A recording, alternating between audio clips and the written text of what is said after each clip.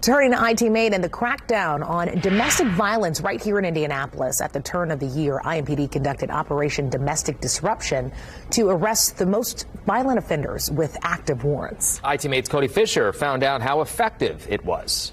A domestic violence advocate here in Indianapolis tells me this crackdown by IMPD is a good starting point, but there's a lot more that needs to be done to put an end to domestic violence. Daniette Smith is the director of Indy Champions for Domestic Violence Prevention. She and the organization help victims of domestic violence get to safety. We are in a crisis with domestic violence. That's her perspective when looking at the increased number of domestic violence calls IMPD has taken post-pandemic. The stressors added within 2020 have created a lot of issues. Domestic violence calls jumped by 1,000 in 2020 to 5,700. They peaked at roughly 6,000 in 2021 and came down by only 2% in 2022.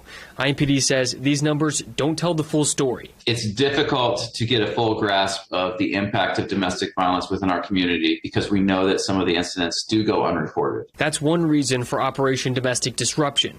Over a 5-day period, IMPD targeted 20 people they labeled as the most dangerous domestic violence offenders with active warrants. They arrested 16 of them. Is this across every demographic? It is, but we do see that majority and a lot of the domestic violence here in Marion County are those poverty-stricken areas. This issue hits home for Daniette Smith. A bracelet on her wrist is a constant reminder of how she herself was a victim of domestic violence. It's why she helps others get help. This literally is just looking at me in a mirror from when I was going through domestic violence. Every phone call is a tear from somebody, you know.